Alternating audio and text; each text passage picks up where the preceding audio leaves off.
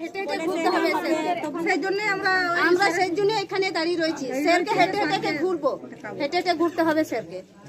গাড়ি করে ঘুরলে তো হবে না, হেঁটে হেঁটে ঘুরতে হবে, তবে তো বুঝতে পারবে রাস্তাটা কেমন। রাজ্যপালকে সামনে পেয়ে রাস্তা, পানীয় জল ও আলো নিয়ে ক্ষোভ উগড়ে দিলেন গ্রামবাসীরা। গ্রামবাসীদের অনুরোধে নিজেই পায়ে হেঁটে রাস্তা ও গ্রামের পরিস্থিতি দেখলেন রাজ্যপাল। আউশ গ্রামের সুখাডাঙ্গা গ্রামের ঘটনা। বুধবার পূর্ব বর্ধমানের আউশ গ্রামের সুখাডাঙ্গায় আদিবাসীদের সঙ্গে জনসংযোগ করতে আসেন রাজ্যপাল সিভি আনন্দ বোস। সেখানেই রাজ্যপালকে কাছে পেয়ে বঞ্চনা নিয়ে মুখ খুললেন গ্রামবাসীরা। গ্রামবাসীদের অভিযোগ, উন্নয়নের ছোঁয়া থেকে বঞ্চিত গ্রাম, পানীয় জল, রাস্তা, এমনকি আবাস যোজনা থেকেও বঞ্চিত গ্রাম বলে অভিযোগ গ্রামবাসীদের। রাজ্যপালকে তো বললাম যে এই যে রাস্তাঘাট নেই, আমাদের জলের ব্যবস্থা নেই, সব কিছু মানে আমাদের খুব অসুবিধা। বাড়ি ঘর তো এই যে দেখতে পাচ্ছেন যে সবারই মাটির বাড়ি। তারপরে এই যে কোনো কারো জ্বর হলে ওই বর্ষাকালে কাঁধে করে নিয়ে যেতে হয় মেন রাস্তায়। তবে পুরো মাটির রাস্তা দেখুন, কিছু থাকলে কেন বলবো। জানিয়েছি, অনেকবার জানিয়েছি ব্লকে, পঞ্চায়েতে, খালি বলেছে হ্যাঁ হবে হবে হবে, কবে হবে আমরা জানি না। তো হ্যাঁ দেখছি ব্যবস্থা করবে। হ্যাঁ রাস্তা দেখানোর জন্য স্যারকে বললেন যে হ্যাঁ দেখলেন, হ্যাঁ রাস্তা দেখলেন, হ্যাঁ ঘোষণা হয়েছিল আদর্শ গ্রাম, কিন্তু কোনো সুযোগ নেই।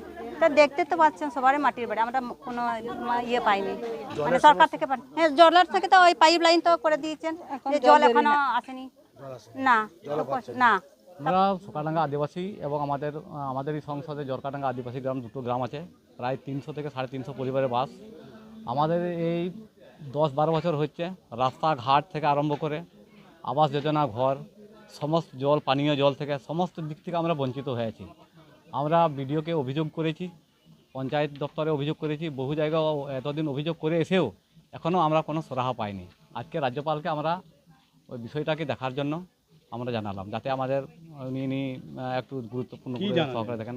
রাস্তাঘাট, পানীয় জল এগুলো যাতে হয়, এবং আবাস যোজনা ঘর থেকে আমাদের গরিব মানুষ, আদিবাসী মানুষ বঞ্চিত হচ্ছেন।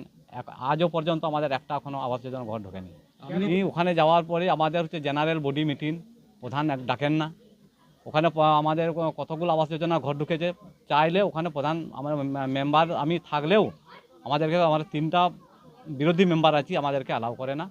আমরা যেহেতু একচেটিয়া সিপিএম করি, যার জন্য আমাদের এখানে কোনো রাস্তাঘাট থেকে পানীয় জল, আবাস যোজনার বাড়ি কোনো কিছুই আমাদেরকে এখানে অ্যালাউ করেন। এবং তাও রাজ্যপাল বললেন, আমি লিখিত আমরা একটা দিয়েছি, উনি আবার বললেন আরও যদি কোনো সমস্যা থাকে লিখিত আকারে আপনারা আমাকে একটা দিন। এবং 26 তারিখে উনি আমাদেরকে রাজভবনে যেতে বলেছেন। বাকি যেগুলো আরও অভিযোগ আছে সেইগুলোকে নিয়ে আমরা রাজভবনে 26 তারিখে যাব। গ্রামবাসীদের তরফে অভিযোগ পেয়ে তাদের অনুরোধে গ্রামের পরিস্থিতি খতিয়ে দেখতে পায়ে হেঁটে গ্রামের রাস্তায় ঘুরলেন রাজ্যপাল। পরে গ্রামবাসীদের আশ্বাস দিয়ে তিনি বলেন, তাকে লিখিত আকারে অভিযোগ দিতে তিনি ব্যবস্থা গ্রহণ করবেন।